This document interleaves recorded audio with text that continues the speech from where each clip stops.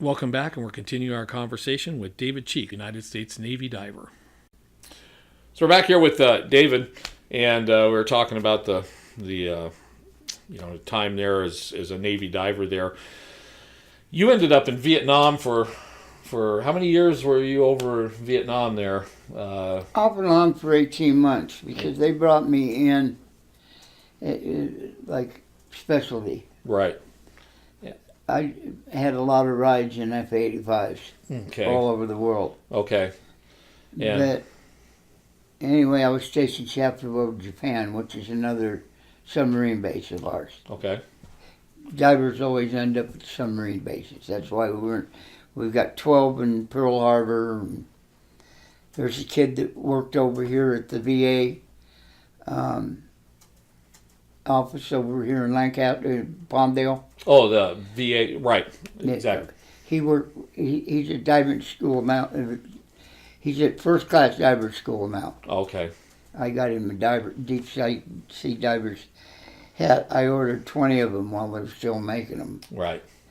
But anyway, he's at school right now.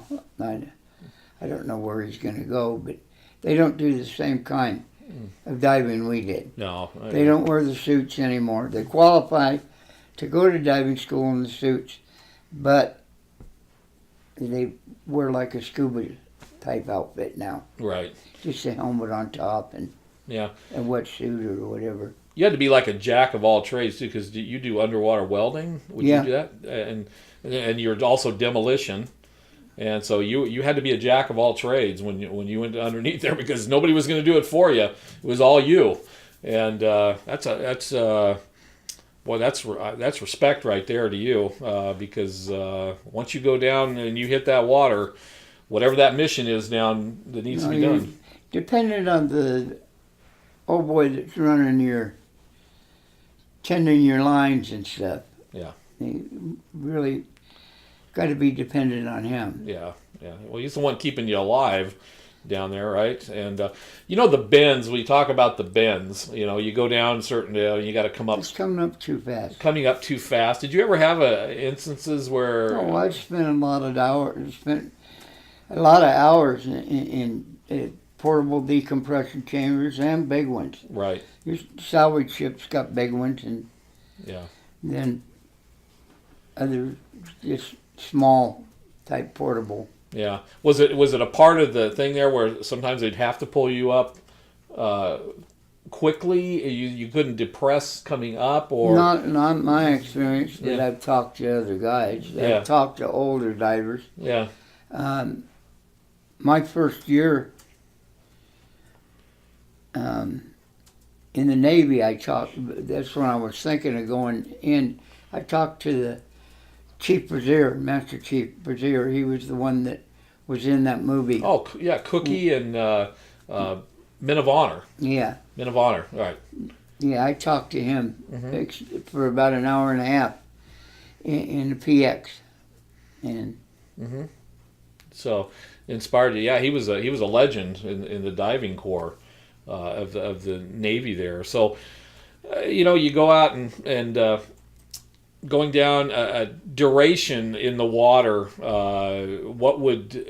Is it an hour? Is it a couple hours? It's varied on the depth. You go up and down. They try not to keep you down there more than 30 minutes. 30 minutes. At a shallower depths, but deeper ones, they'll bring you up within 15 minutes. I don't know. Different guys got different stories for different jobs they've worked on. Right. I never was under more than 250 feet. Okay.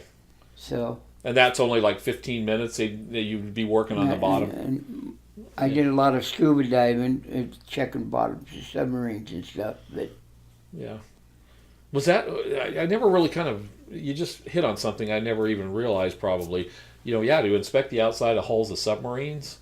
I guess that was you guys that would do that, right? Yeah, because you can't drive around it and look at it, so you had to inspect these. Well, you can't put all the submarines in the fleet in a dry dock at once at one time either. Yeah, and so you'd look for damage or or stuff like that. So wow, that's another. Yeah, it's like roads too. They've got expansion plates Mm-hmm.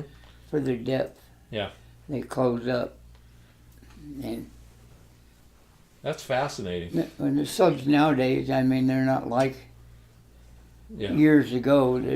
They go underneath the water for 30 and 40 days at a time. Right. Exactly.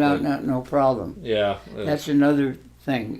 It's sub, if you couldn't go in a sub if you're claustrophobic. Yeah. No, I wouldn't be that guy. So.